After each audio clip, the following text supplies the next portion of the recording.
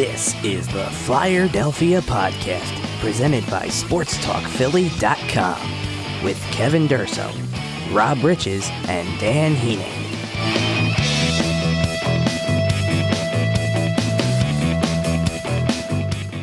Hello, Flyers fans, and welcome into another episode of the Flyerdelphia podcast, part of SportsTalkPhilly.com. I'm your host, Kevin Durso, joined once again by Rob Riches and Dan Heaning. And this week, we're taking a closer look at one of the Flyers' off-season additions, not on the ice, but behind the bench. The team added Kris Knoblauch, the former head coach of the Erie Otters, part of the OHL, as an assistant coach under Dave Hakstol. And so we're going to look at what he brings to the Flyers, notably with his power play style, the impact he could have on the team next season, and his own future both with the Flyers and in the NHL. So we begin with Knoblauch's resume. And guys, here's a coach who had tremendous success in the OHL, was a rising star at that level, and figures to be at the NHL level as well, even as just an assistant coach to start. So with so much hype surrounding him, guys, what makes him such a big offseason acquisition for the Flyers?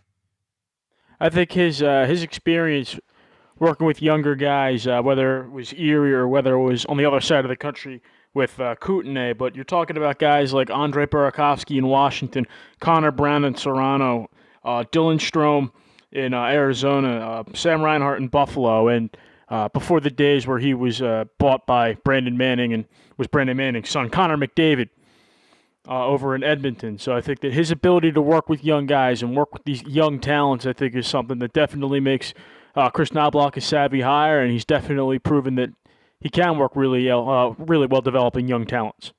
You also can't argue with 4 straight 50-win seasons with an organization that was not really all that good for a long time. If you go back and look at the Erie Otters from their start in 1996 all the way to today, like they had 4 40-win seasons in their history before Kris Knoblauch got there.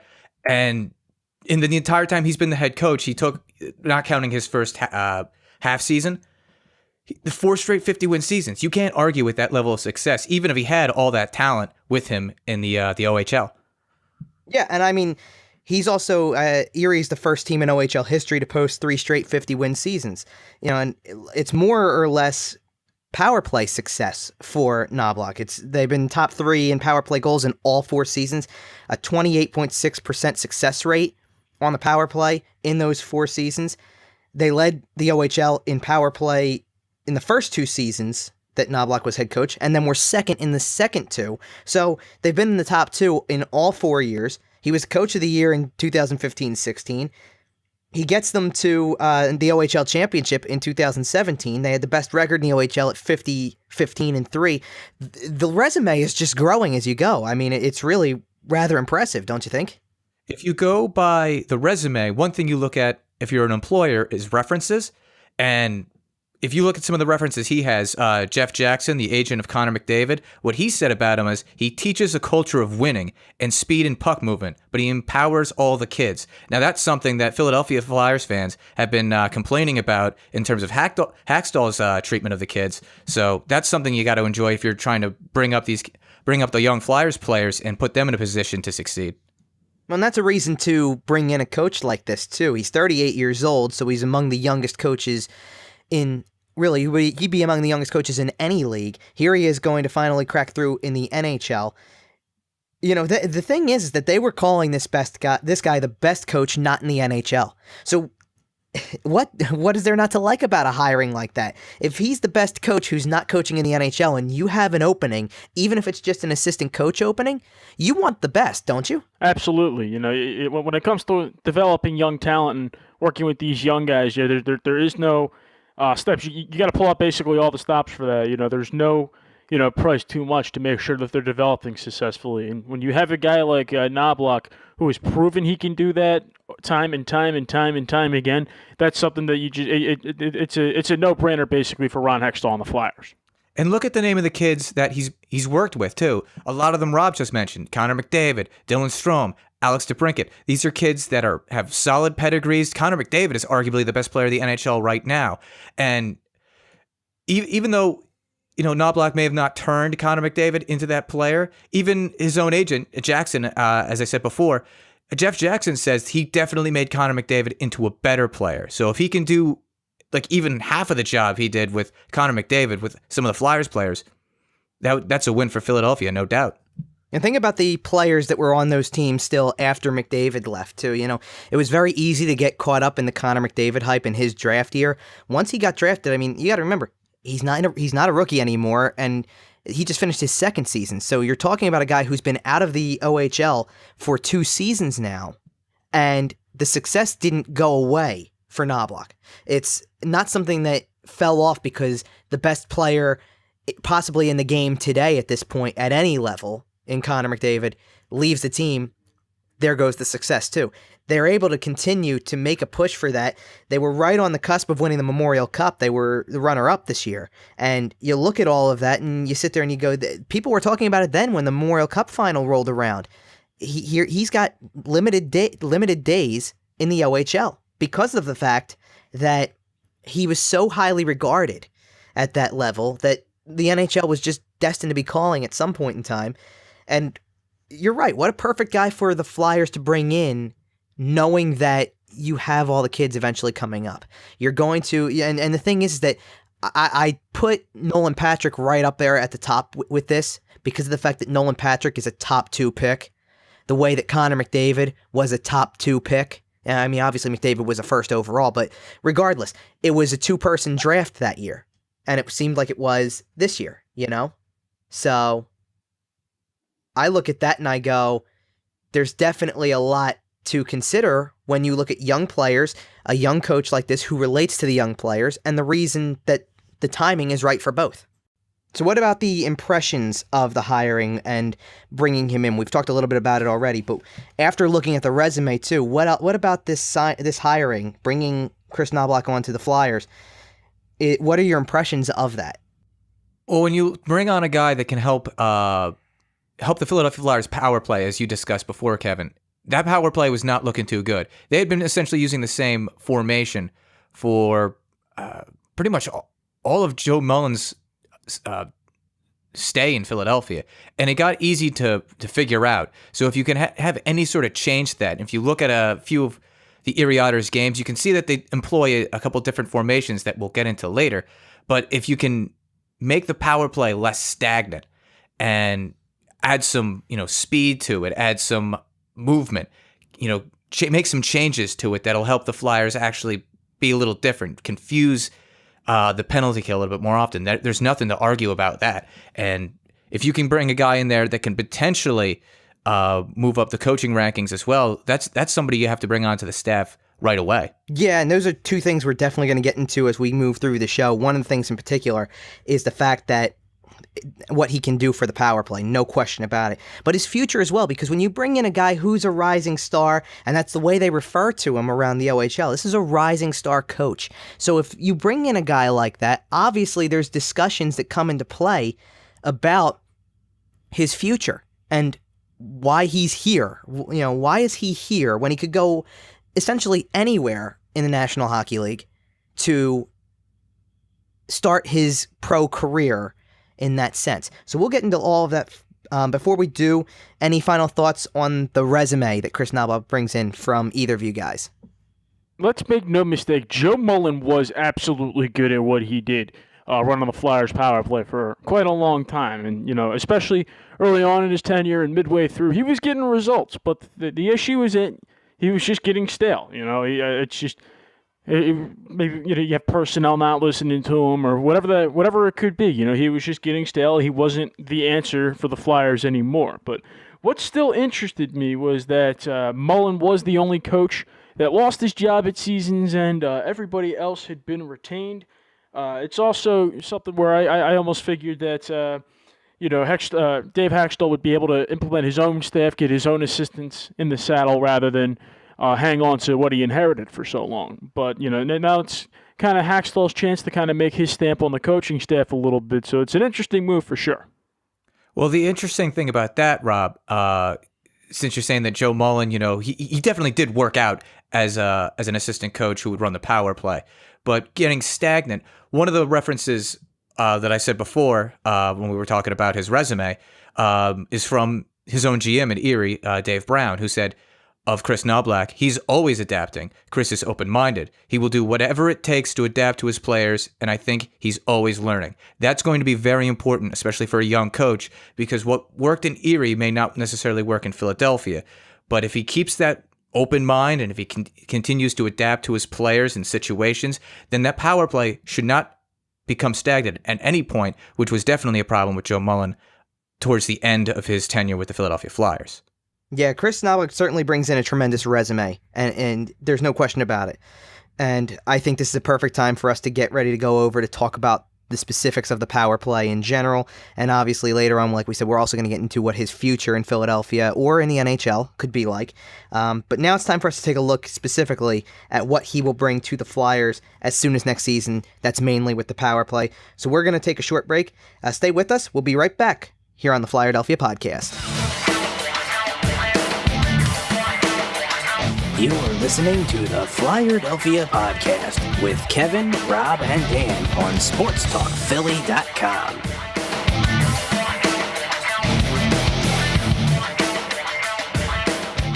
And back here on the Flyerdelphia podcast. And so the one role that we can firmly say Kris Knoblauch has now that he is a member of the Flyers coaching staff is that he will be in charge of the power play. That was made, there was no secret about that. And the Flyers power play at times last season was unstoppable. Certainly at the start of the season and during the 10-game winning streak that they had, they were dominant as any team's power play in the NHL. But they really fizzled out down the stretch. So what can Kris Knoblauch do to turn the Flyers power play around? Dan, you seem like you had a lot on this in terms of the system, in terms of the video.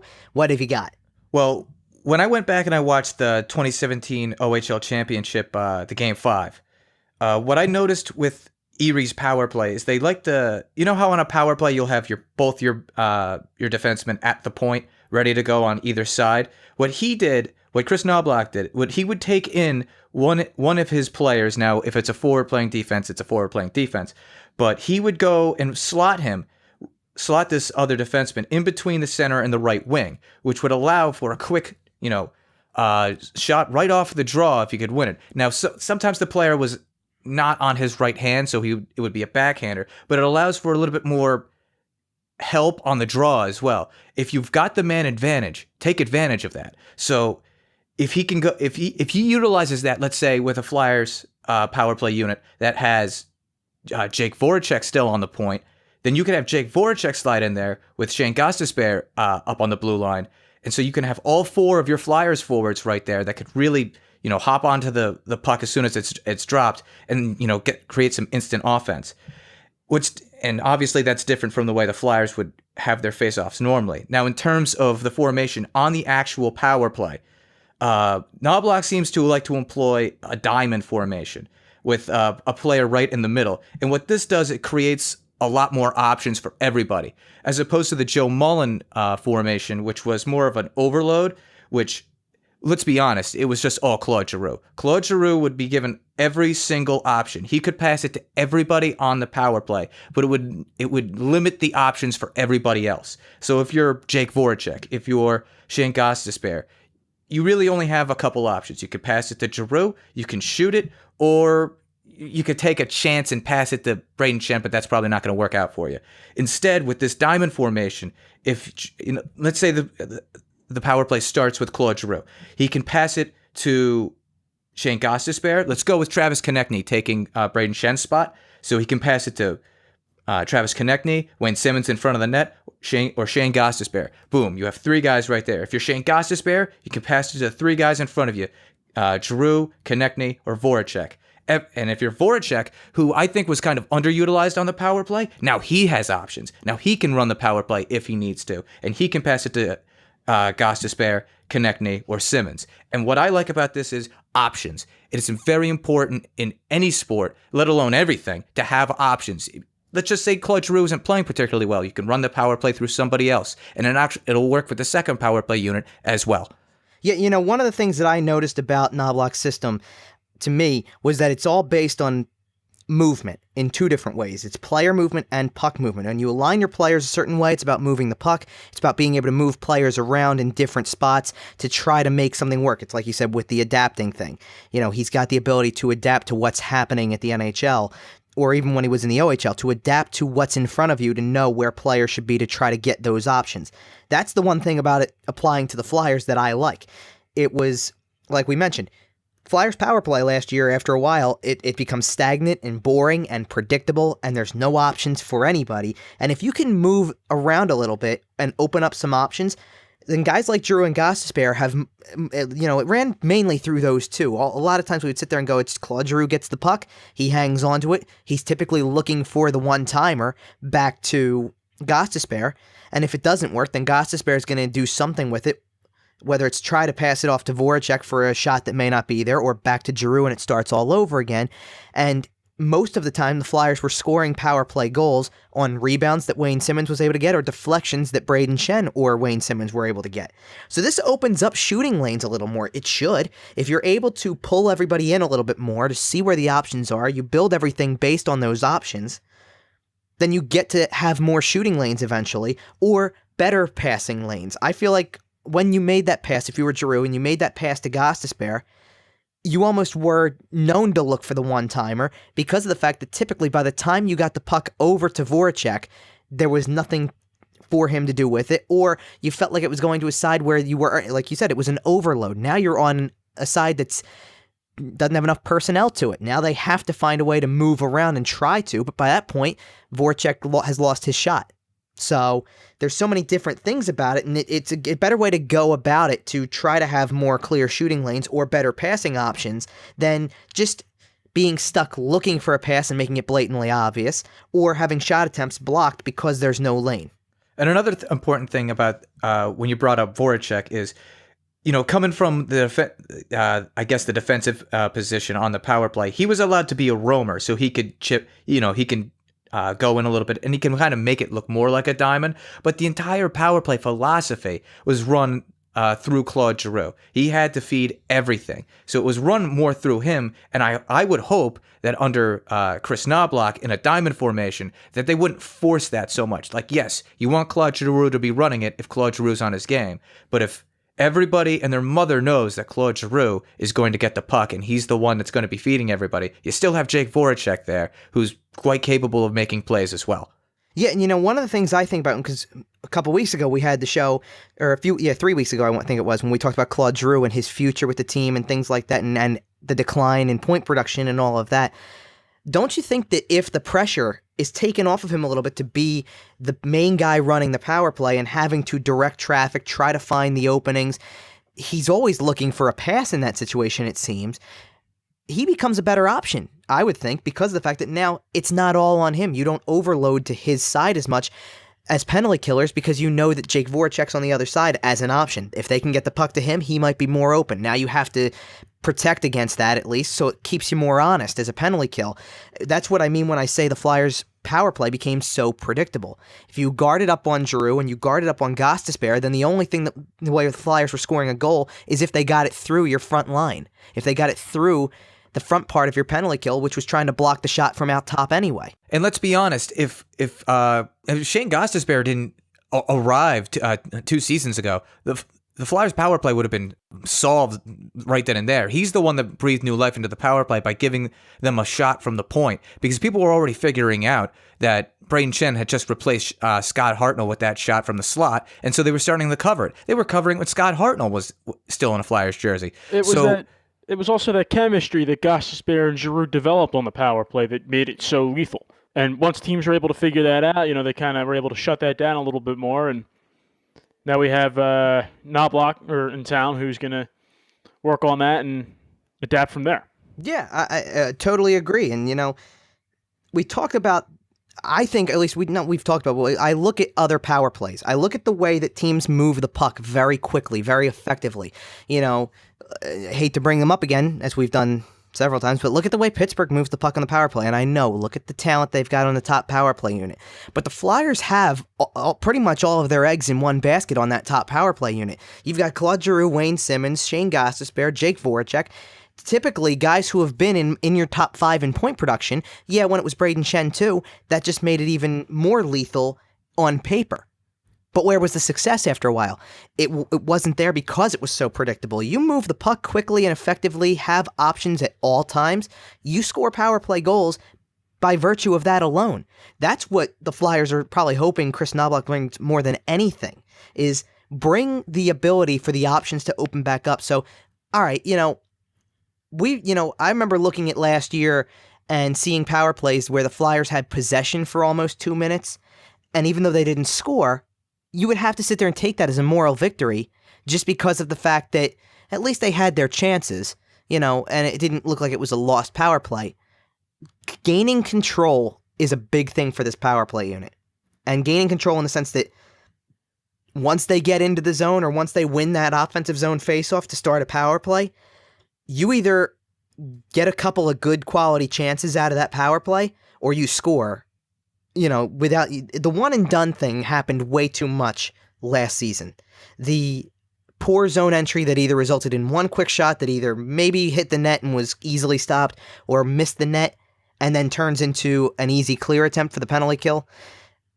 That needs to stop happening. And that's what Knoblauch's system is going to have to try to bring in. It's going to try to bring in something new to what the Flyers have been doing for so many years that was becoming way too predictable for the opposing penalty kill. Now, and let's not confuse this, because the Flyers did utilize a diamond at some point in the season because, Jake Voracek would go down from his slot and Shane Gostisbehere would put him in the center of the blue line. But as you mentioned before, there wasn't too much movement. And so an important thing for the Flyers power play will be to, going forward, will be shift. Like if Wayne Simmons has to abandon being in front of the net to go around the boards, Travis Konechny can abandon his position in the slot to go in front of the net, and then you can just have guys move around. That's something that you didn't see too much of in the overload formation. You didn't see too much of that with Joe Mullen. And if you're going to have a successful power play, as you said too, Kevin, you have to be able to move. You're going to have options, which a diamond will give you more of. It's important to have the flexibility of not staying right where you're supposed to be all the time, which I felt the Flyers got themselves into way too much under Joe Mullen. Now, Dan, you have Travis Konechny filling Braden Schen's spot. I have another name down on the list. Konechny's certainly a candidate, don't get me wrong, but I have Jordan Weal down as a possibility as well. And I'm looking for other suggestions here as well from you guys about how do you replace Braden Schen's production on the power play, which obviously it was a very big amount of that power play last season, and then who replaces Braden Schenn on the top power play unit? We've kind of touched on a couple different names.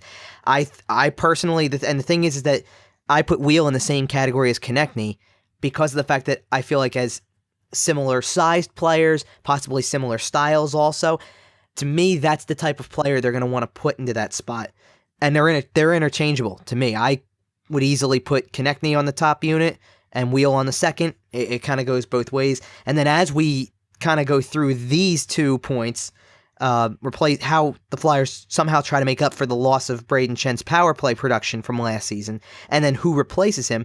There's also the 5 players that are going to go on to the second power play unit. So let's start with the top unit and who's going to be on there instead of Braden Schenn now that Braden Schen's in St. Louis, and how the Flyers try to replace the production. Well, what I like about Travis Konechny, Jordan Weal, of course, could work there as well. But what I like about, and to your point too, if you do use Jordan Weal, you could put Travis Konechny on the second power play unit and try to have him be the one that they run the power play through. They tried that with the overload. It didn't have great success, but he was also a rookie, so you got to give him some leeway there. But what I like about Travis Konechny is that he's got the right-handed shot. So to me, it seems like he could have a little bit more of a look at the net from the slot position. I know that Braden Schenn had success there being a left-handed shot. So did Scott Hartnell. But you could also Travis Konechny is also a much better playmaker than those. So you don't have to always feed the slot just to score. And then you can also switch him and Jake Voracek around. There's a lot of different factors you can play into who you put there. But I like Travis Konechny in that spot just because I feel like he's a better playmaker than Jordan Weal. Jordan Weal is probably a better finisher, and for that reason, you don't know who's going to be on that second power play unit, depending on if Nolan Patrick makes the team, if Oscar Lindblom makes the team, and if you want a guy on the second power play unit that can finish and plays, Jordan Weal's the type of guy that can do that. Yeah, I definitely agree with that, and I have both of them down kind of as a first power play option, and then the other one to me is going to instantly get to the second unit, just because you're going to have to fill that somewhere. I think that it's safe to assume that one of those two is on the second power play unit, and then the other two locks of the second unit are Sean Couturier and Ivan Provorov. Couturier has had the time there before, and quite frankly, I can't think of too many other players at the moment who would be definites for that spot the way that he was for several seasons now. And then it's no secret that Provorov is going to get power play time on the second unit like he did last season. So that really leaves a second defenseman, because typically the second power play unit will employ two defensemen, unlike the top unit where the Flyers have consistently gone with the 4 forward, 1 defenseman method. And then the last forward, which can go very many different ways at this point, because we don't know who's going to make the team as of yet. There's obviously room for Lindblom and Nolan Patrick if they do make the team, I would think. And then what if they don't make the team? Either of them. We can sit here and talk about the possibilities and what people are saying and how they seem like they're going to be in line to get a spot. Until it's made official, we don't know. So do you go back to the system that you kind of had before? A Matt Reed, Michael Raffel, Valtteri Filppula, just throwing out some other names as forwards on this roster who could slot in that weren't mentioned before, and that's probably the best. Defensively, I basically narrowed it down to 2 because right now it's hard for the Flyers to put somebody else who we think is going to make the roster up there. If the roster for defensemen turns out to be, and we've already obviously thrown Gostisbehere on the top unit, Provorov's going to be on the second unit, so you have 4 defensemen left to pick from. I don't think they would throw another rookie out there with Provorov, typically. I don't think they would throw Sam Morin or Robert Haig out there because of the fact that they're not necessarily offensive-minded, and while that's okay, I don't see Provorov being overly offensive-minded. He's more all-around. We've talked about that before. Provorov is a very good all-around defenseman, but you kind of want to tilt the scale a little towards offense there. Maybe in his second season, he'll be more willing to do that. I think he protected a little bit more in year 1. In that case, maybe you put a veteran on the blue line with Provorov like Radko Gudas to fill that other spot. He's got a good point shot when he uses it. Could certainly be an option. It may even, because Gudas could be more of that mindful defensive player on the power play, could allow Provorov to be the guy who roams a little more, jumps up a little more, and gets active a little bit more, and maybe that produces more power play points. Who knows? What do you guys think about some of the different power play options? Are those legitimate? Are there any others that you would like to throw into the mix? Yeah, I think you could put Radko Gudas out there as kind of a worst comes to worst kind of situation. I think he can work out really well back there. I think that, when you consider how much he's improved over the course of this past season, it almost feels like he's got nowhere to go but up. But, or at least the sky's the limit for him, rather, I guess would be more appropriate. But, I think that Radko Gudas, I think, is somebody that could work out. I think that maybe putting him alongside Provorov, I think, is something that can work excellently. See, I'll disagree with you guys. I don't think I want Radko Gudas on the power play. I'm actually going to go the opposite of you, Kevin. I think if you put any defenseman on the second power play unit other than Provorov, then you have to go with one of the rookies, because I think they're the only ones that have any kind of offensive upside to them. Now, if Travis Sanheim makes the team, I think it's obvious that he has to be on the second power play, if not the first power play. And truth be told, Dan, that's exactly the other name I have down next to Gudas's, is that if any rookie makes the team and is worthy of going on that second power play, it's definitely Sanheim. Maybe make a case for Bob Haig. You could make a case for Haig. I think you could. I think you can make a case for Haig. I think you can make a case for Sam Morin as well. Sam Morin has a cannon for a shot, so all you have to do is just set him up. When you need somebody to get out there and eat somebody from the opposition, I think you put Morin out there. You could even do the Chris Pronger or Zdeno Chara mode and just park him in front of the net. The guy's like, what, 6'6", 6'8"? Just make sure it doesn't go waving his hand by the goalie's mask at all. That's true. And that'll be a problem too with the Flyers' second power play unit, because they won't really have a true guy who can get in front of the net like Wayne Simmons. Who else is going to do that? Because if I have Nolan Patrick and Oscar Lindblom making the team, I'm putting them on the power play. So you could potentially put Lindblom in front of the net, or you can maybe send Moran down there and you can let these rookies create a little bit. Yeah, to your point, Dan, if both of them make the team and you want to put both of them on the power play, then to me, Couturier comes off instantly. And I do put Lindblom to the front of the net more. I'm more likely to do that because some of the things I've seen from his Swedish games or any Swedish highlights that he has from playing over in the SHL and things like that, I see the way he is around the net. He's a hungry player around the net. He's not... he's not Wayne Simmons hungry yet, obviously. That takes a little bit of time doing that role, but he's hungry around the net. He could fill that role for sure. I'll tell you one thing for sure I don't want to see them do. I don't know if you guys may or may not remember during the days when Joe Sacco, former Flyer Joe Sacco, I should say, was behind the bench in Colorado. He tried rolling out a 5-forward power play unit, just 5 forwards all out there just doing their own thing, and it didn't exactly work out. There was another time. It was the 2006 Olympics in Turin, Italy, where Germany's coach, every time they would go on the power play, they would pull their goalie and just go 6-on-5 the whole time. And that's not exactly something that worked out too well. So that's something I definitely... No, it's not. I know Knoblauch's an open-minded guy and all, but I don't want to see him get that open-minded. Well, I those are extreme circumstances for sure, but I don't think you'll ever see 5 forwards just because of how good Provorov could be, first and foremost, and then potential for anybody else. I mean, think about that for a second, too. We all just threw out a bunch of different suggestions and essentially found a way that no kidding here with this, if Nolan Patrick, Oscar Lindblom, and Travis Sanheim make the team, look at the youth on the second power play unit that we just kind of created here. If you take Sean Couturier off, if you don't put Radko Gudas on the blue line, if you're not utilizing guys like Matt Reed and Michael Raffel that you had to utilize in previous years, that's a power play unit that is either Jordan Wheel or Travis Konechny, depending on who's not on the first unit, coupled with Oscar Lindblom, Nolan Patrick, Ivan Provorov, and maybe Travis Sanheim or Sam Moran. Talk about a youthful power play, and isn't that just the point of Kris Knoblauch being here? To work with kids? Look at a second power play unit like that. That is all kids. That's a total kid unit. And not only that, too, like we could have this completely wrong.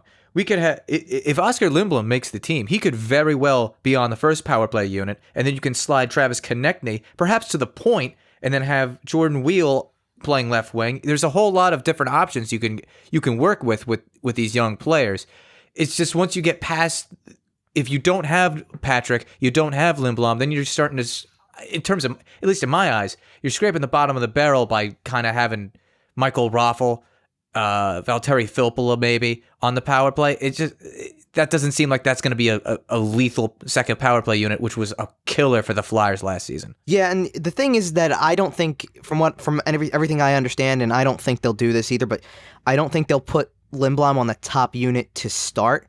But I think if there's some success, especially if the second power play unit gets way better than they were in previous years because of the potential that grouping would have and the talent level, and let's say that Lindblom's the only rookie really out of that grouping, maybe a defenseman thrown in there too, but let's say Lindblom's the only rookie forward, given that Wheels played some time or Konechny, either or, and let's say Couturier is still on there because maybe Nolan Patrick is not for whatever reason. If that's the case, then Lindblom gets a lot of attention as that rookie presence on there because you got to remember the fan base around here wants to see some kids. They want to see the kids come up. There's that level of excitement's there because the kids are going to be there, and that's why I think Knoblauch's such a big deal coming to be behind the bench for the Flyers as well, or be a part of that coaching staff because of his work with the young players and because of the fact that now seems to be the time. After waiting for several years, now seems to be the go time from Ron Hextall. Let's get some of these kids up. Let's see what they can do. And if in that case, it's not out of the question to think that Lindblom could go through maybe half of the season playing the second unit. And if it's really working well, see some time playing in the top unit with guys like Giroux and Gostisbehere and Simmons and things like that. And you put them out there and see how that works. Who knows? And then think about what you're dropping to the second unit at that point. Either Wheel or Konechny. That's not a horrible transition, It brings another good player. And you would hope that because there's a switch, maybe something's not quite working, but you'd hope it's still working in some capacity. That's the thing. So I think there's a lot of excitement surrounding both units because of the fact that there's going to be fresher faces potentially on both. So now that we've looked at the short-term future for Kris Knoblauch as a new assistant coach for the Flyers, what about his long-term future? We'll discuss that when we come back here on the Flyerdelphia podcast. Stay with us. You're listening to the Flyerdelphia podcast with Kevin, Rob, and Dan on SportsTalkPhilly.com.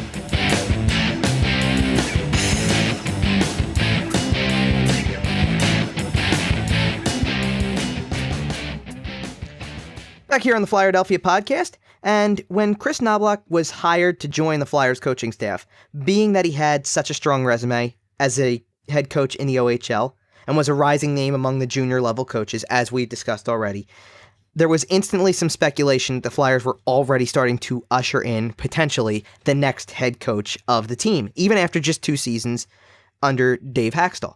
So this segment, we're going to really talk about a lot of that. We're going to talk about if the speculation holds up any. Is there a chance that Knoblauch is the future of the Flyers coaching staff? Or is it just talk? We're going to kind of go over that now. So is there a chance that Kris Knoblauch replaces Dave Hakstol anytime soon, guys?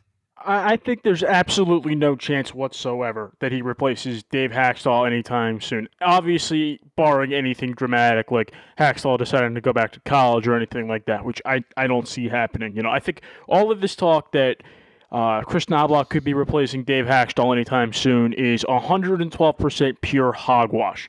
You know, it's he's going to put the Flyers in an interesting position, no doubt about it. But I think that it's just one of those things where he's taking the job because it's his springboard to the NHL. You know, as great as he was in the junior ranks in the OHL and the WHL, you know, he wants to take that next step and he wants to get himself up to the NHL. And you know, I think within 2 or 3 seasons at the absolute maximum. It could happen as soon as next offseason. You know, you're going to see situations where the Flyers are going to be granting permission to talk to teams who want to maybe make Knoblauch a head coach or something along those lines. So I don't see him replacing Hakstol anytime soon. I think it's something where he can give Philadelphia a try and maybe find himself behind the bench as a head coach for a team sometime soon. You never really know. Dan, what about you? I do think that it's a little bit of hot air, but I also think that if you got a coach like this and you're crazy about him, and Dave Hakstol has another season like he had last season, that the talks might start to intensify. Do you want to lose Kris Knoblauch to another team, and he starts to show potential, and he kind of gets the power play going in a direction that you want to see? It depends on what he does. Like, a lot of this talk is just, you know, it's really premature. You can't just usher in this new assistant coach who had been coaching at the junior level to a head coaching spot. You know, all of a sudden you have to give this guy time to adapt to the NHL level. Now, did Dave Hakstol get that? No, he came from college. But if there was anybody in the college hockey ranks that was playing a pro style, it was Dave Hakstol. And let's also look at this. If Ron Hextall were to get rid of Dave Hakstol that quickly, he would be admitting his own failure right away. Like, this is Dave Hakstol is Ron Hextall's guy. Ron Hextall went through the ringer to get him. How many times did Dave Hakstol turn him down? Dave Hakstall's paid like a top flight head coach despite the fact that he hasn't won anything. This was Ron Hextall's get. This was the guy that he wanted, and you think he's just going to throw him off to the side? The only way he does that, if he likes Kris Knoblauch so much that he's like, all right, I got to keep this guy any way possible. And that you don't even hit that until at least 2 to 3 years, like Rob said. Yeah, so I agree with you, Dan. And to me, there's 2 questions here. Is there a chance that Kris Knoblauch could replace Dave Hakstol soon? The answer is, if the Flyers don't have success under Hakstol soon, then it is a yes, but we have to remember he's just in his 3rd season as head coach to begin with, coming out of the college ranks, like we said. And really, this to me is the first season where we see significant youth on the roster. That's the purpose of bringing in a coach like that anyway. Hextall was starting to build a team around prospects. You also wanted to make sure you had a head coach in place that was going to guide your future. That really wasn't the case in the first 2 seasons. Yeah, the Flyers made the playoffs in the first year that Hakstol was here. That's great. But was that roster constructed that way around the future? Absolutely not. And last year, it was very much the same roster with a couple of players here and there in different spots. That's it. So now you're going to get a roster in the next season that is clearly geared towards turning the team toward the youthful side. There's spots open on the blue line. There's potential spots open for forwards. We're talking about players who were instantly drafted. We're talking about having a guy like Nolan Patrick fresh from the draft into the lineup. Things like that. It could happen, and because of that, you're looking at the potential to have 3, 4, maybe 5 rookie players on this team at the start of the season. If that's the case, this is the time for Dave Hakstol to prove he belongs and can mold these players as a head coach at the NHL level with so many young players. Otherwise, it would be easy for the Flyers to promote someone like Knoblauch into that role if it isn't working, but it's too soon to tell. But is the talk hot air? No, not really, because, it is right now. In the long run, Knoblauch gives the Flyers, to me, a legitimate replacement option among the assistant coaches. The closest thing the Flyers had to an NHL coach within the organization, should Dave Hakstol had not worked out, and you're talking about go back to last year's coaching staff, the closest thing they had to an NHL coach within the organization anyway was going down to the AHL and pulling Scott Gordon from the Phantoms. And that's not to say that wouldn't have been a bad option, but that was pretty much the only option within the organization. Otherwise, you would have been putting out a search. Let's find somebody who can take the place, if that's the case. Now they have that avenue and have a guy like Knoblauch, who by all accounts has the makings of an NHL head coach. So I don't think, I do think that this should be some pressure on Hakstol, because truth be told, you don't hire a rising star as an assistant coach, and this is someone who the entire hockey world believes is cut out to be an NHL head coach, and not have the thought of him being the head coach for your team in the back of your mind. It's there, and the thought has to be there, but it's not on the forefront yet. So does Dave Hakstol eventually do enough to prove that he's the right man for the job? Say, 2, 3, 4 years down the road? That to me is the bigger question at this point. Is Hakstol going to be the right guy for it? Now you find out because of who's going to be on the roster next year. That's the way that it goes to me. Now, do you get an itchy trigger finger with Dave Hakstol if he has another season like last season where he's, scratching Shane Gostisbehere, scratching Travis Konechny, and now with this being a young team, you kind of need those guys in the lineup. And maybe he does that with Nolan Patrick. Maybe he does that with Oscar Lindblom. Is that something that you think is an effective tool with dealing with rookies, or at this point you're scratching your second overall pick, your first pick in the draft, and you're scratching this Swedish player that has a tremendous amount of potential? I think that's more or less, I look at that and I go, I try not to compare one season to the other. Winning cures all. If the team's still having success, whether one player is getting a learning experience or not, that's the bigger picture here. You want the team to have success, and if you're finding success even without that player, then that's all well and good. The object, though, should be to dress the best team possible every given night. If that means putting Nolan Patrick out there every game, all 82 for his rookie year, you do it. It's why, as far as I'm concerned, that's why Ivan Provorov played 82 games last year. Konechny had a little bit of that issue, but then again, Konechny also dealt with an injury. So there was different times that Konechny wasn't in the lineup for different reasons. And maybe, for a forward, it could be a little different. For a defenseman, it's two different positions. We can't, you can't make comparisons here. That being said, I give Hakstol at least 2 years to figure it out, I think, just because normally, it's funny. Normally it's a 3-year process. You give the coach 1 to kind of get his feet wet, a 2nd to see what he has with his team and see where you need to go. Do we need to pull a little more to get a little bit better to get where we want to be in year 3? Or have we seen the signs that it's just not quite working yet and we'll give it one more go, but year 3 is usually make or break? I don't see that with Hakstol just because of the fact that I think that knowing how many young players are going to be on the team, you're going to have growing pains, and that could impact the success of the team, even if the right guys are playing. I think people would be, like I said, winning is a big cure-all, but I feel like there would be a little bit of understanding for a mistake that happens by if Travis Sanheim were up and he made a mistake. Look at the way Provorov's career started in a game in Chicago 3 games into his career. That was a bad game for a first-round pick that everybody was talking about. You brush it off. You hope it's something that he shakes off himself. He did. He comes in, throughout the rest of the year looking like this gem that they got out of the first round, like you would expect. There you go. Now you're willing to deal with the little pitfalls of having rookie mistakes every here and there because you've seen the finer-tuned product, and you know that experience is going to make the player better. So hopefully that's the things that come to mind, and experience will make these guys better.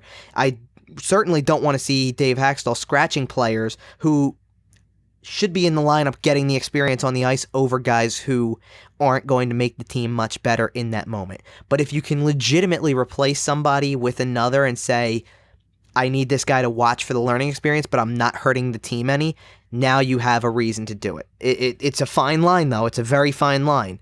So I just hope that as these new players come in, and that not even the temptation, but the option becomes less.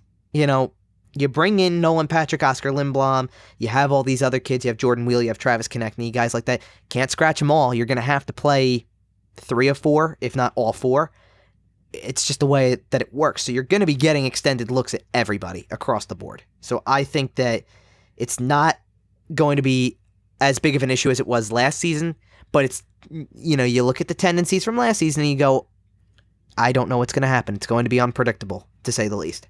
Now, we've talked about Knoblauch having his influence on the power play already, but what about running the entire offense and the way that the offense will work? What do you guys think about that eventually? Is that something that should be in his future with the Flyers? Well, the one thing I really like about his the way Knoblauch runs his offense, and there's a really good blog called The First Pass where you can go a little bit more in depth with it. Rachel, I hope I'm saying her name right. Rachel Duary, she writes a really good breakdown of how the Erie Otters run their entire offense through Kris Knoblauch's system, and it's north-south passing from your own goal line to the opposition blue line, and then once you're in the opposition blue line, it's east to west. And what you do, and the way that works, it's pretty simplistic. You get the puck as quickly up the ice as you can, and then once you're in the offensive zone, you start creating. And that's not to say the Flyers weren't doing that, but they weren't doing that with the same kind of speed and skill that the Erie Otters were showcasing. Now, obviously, different leagues, so there's more holes in the OHL. But if they can do it with the same amount of, giddy up and go, as Peter Laviolette would say, then that creates a little bit more excitement. That creates a little bit more offensive consistency. You want to see a transition game. The Flyers haven't had a good transition game, at least in my opinion, since the days of Mike Richards and Jeff Carter, when they could create shorthanded goals pretty much out of nowhere.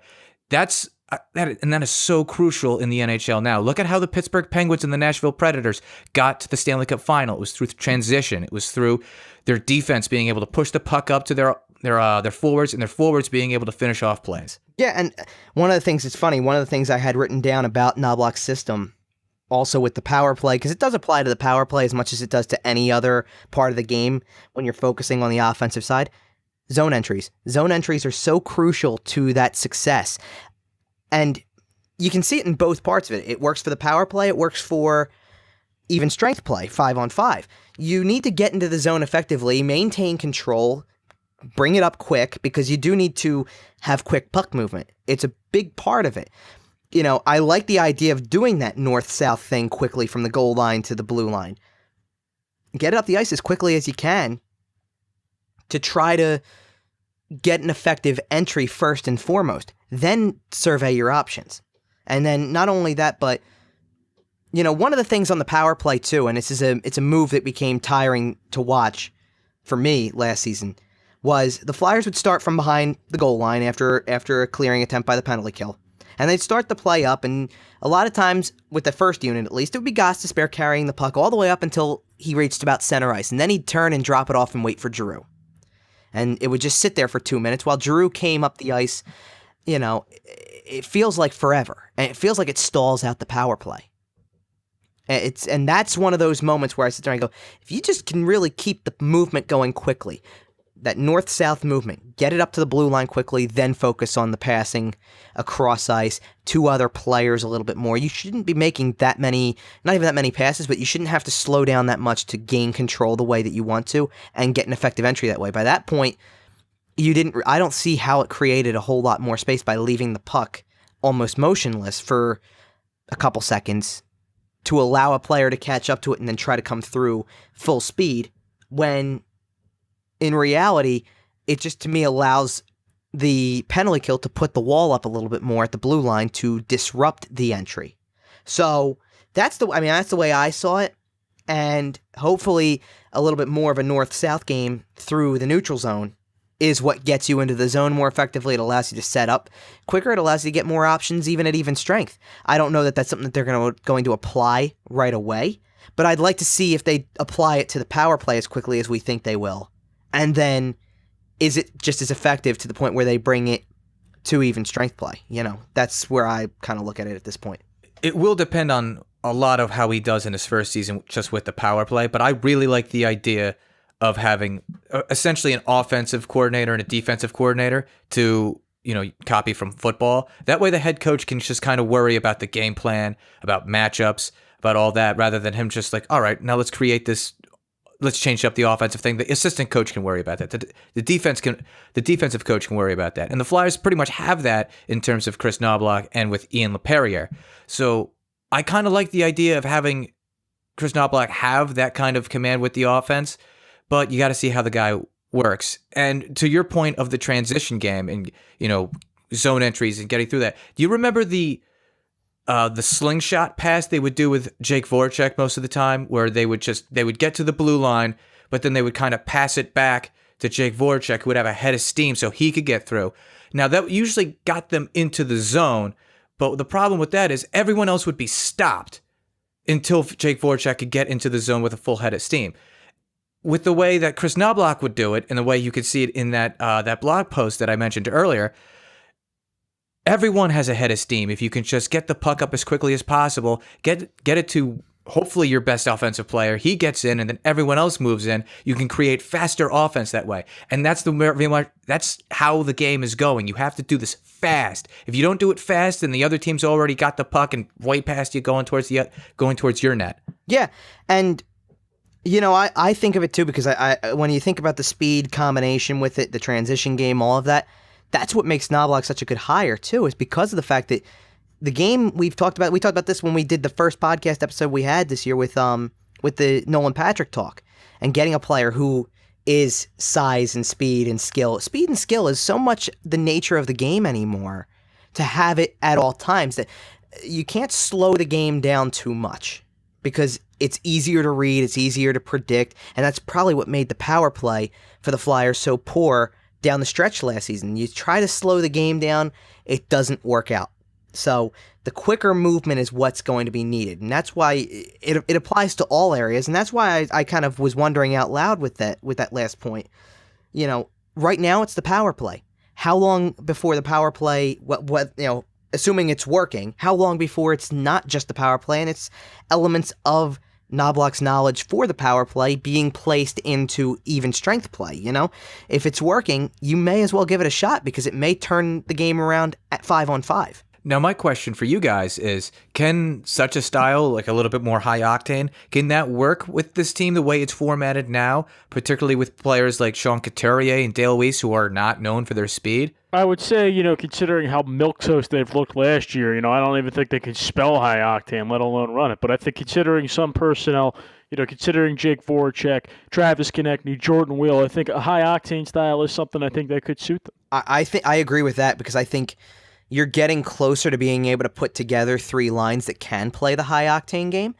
And I think that for guys like Couturier and Weiss and players like that, I think that this system's going to be a little bit of a kick in the pants, so to speak. It's going to be a little bit of a way to light a fire. You're going to have to learn how to move it a little faster. It's not like they're ineffective players. You either adapt or you're out in the NHL, really. So this is going to be their time to adapt to a new coaching style, to see what he brings into this system. And notice, we didn't mention those guys as much when we're talking about the power play, which is the system that Knoblauch's going to run from day one. Why is that? Because when it comes to quick movement, you're going to take the most established veterans and you're going to take the rookies who can play that style because they're used to it. You're not going to tell me that Travis Konechny, playing in the same league right up until he debuted in the NHL, isn't going to be familiar with that style. So it's things like that. You want to make sure that you have enough players who are familiar with the speed and skill aspect of the game, and before you bring it on to the other players. But at the same time, it's a wake-up call for all of those guys. You got to get going at some point. So this is going to be their time to get going with a new system. But I certainly think that for the most part, the roster is going to be constructed to fit the system fairly early. So before we wrap things up for this week, any final thoughts from you guys? Well, Knoblauch is known as a rising star. We're not denying that. Let's not forget the story of one of the last rising star stories of Dallas Eakins. The bright young coach in Toronto's system who fell flat right on his face when he got his NHL shot back in the 2013-14 season. Now, in fairness, he was working with the pre-McDavid Oilers, and that was a colossal dumpster fire. I think that did contribute to his plight, and it is kind of a false equivalence. You're talking about two different coaches coming out of two different backgrounds, so you can't really compare it too much, but it is just something to kind of keep in the back of the mind. One thing that all this talk of Kris Knoblauch has reminded me of, especially hearing what his GM from the OHL, from the Erie Otters, had to say about him and what Connor McDavid's agent had to say about him. He reminds me of, and I'm sorry again for the NFL reference, but he reminds me a little bit of Adam Gase. There was a guy who was, pretty much didn't have a lot of experience, but as soon as he got into the coaching ranks, he started retooling this. He made a lot of great decisions. He turned Tim Tebow into a quarterback that actually could win a playoff game. And what Kris Knoblauch has been able to do was turn an organization, the OHL, that was not known for winning into winning. And now everybody's all about it. So now we have to see what he can do in the NHL first. It's not always the most fun thing to do, to wait to see how the guy does, but it's the most prudent thing to do. There's a lot of, if you're talking about him replacing Dave Hakstol, you're putting both feet ahead, you're jumping the gun, because you got to see how this guy reacts to the speed of the game, because it's different from the OHL. You're going to have to react to how defenses are run, because it's much different than the OHL. You're not going to have the same amount of room. You're going to have better disciplined penalty killers. You got to wait. It's just like everything else. This is, if you believe in the process, if you want to respect or trust or whatever the process, you have to be patient. And that's with Nolan Patrick. That's with any prospect. That's with Dave Hakstol. That's with Kris Knoblauch. Patience is the key in a city that doesn't have any patience. Dan managed to get a trust the process reference and a Tim Tebow reference in that last little bit, by the way. That's awesome. But truth be told, it's exactly correct, though. It's a process. I think that the idea of having another younger coach around who knows the youth of the game, and certainly with all these rookies coming up at this time, it's a good time to have it. And it seemed like it was time to revamp the power play. So let's see how it starts with the power play first before really making any crazy judgments. If we're talking about Kris Knoblauch's future as a head coach in the NHL possibly and getting into all of that, let's just see how he does as an assistant coach, how he relates to NHL players, how he molds NHL players, how he's able to revamp the power play. If he's able to do it with the Flyers, it will open doors for him at other markets. Maybe with a different team, maybe within the Flyers if something is not working out with Dave Hakstol. But that's not something to discuss in the 2017-18 season. That's something to discuss down the road after you've determined that Hakstol's success just isn't quite there, or you need to make a change, or a different voice is necessary, or anything like that. And like we said, it may not be with the Flyers. But ultimately right now, Kris Knoblauch's job is to come in, work on this power play, get it back to top level here, and help it adapt to the way that the NHL has been over the last few years, and go from there. Because truthfully, if he can get that going, they'll start utilizing him for even more with other players and just go from there, and it will expand his role in Philadelphia first before anything else comes about. But certainly a high-profile hire for the Flyers among the assistant coaching staff, which you don't hear about a whole lot. It's something to get excited about, to see a new face out there and to see it gives you reason to believe there's change approaching, and more so than just with a few new faces on the roster. There's change behind the bench too, and that could create a lot of good things for the Flyers. And that's going to do it for this episode of the Flyerdelphia podcast. We want to thank everybody for listening. Be sure to subscribe to the podcast on iTunes and Google Play, and subscribe to our YouTube channel. So next week, we're going to start to turn the corner slightly. We're going to start to bring it all back around. It's been a long offseason. We're with you, but we're going to start to try to bring it back around. We're first going to talk about the mentality that the Flyers could face going into the 2017-18 season. With roster spots open, is it rebuilding or is it an attempt to win now? We'll discuss that next week. So once again, thanks everyone for listening. For Rob Riches and Dan Heaning, I am Kevin Durso, and this has been the Flyerdelphia podcast on sportstalkphilly.com.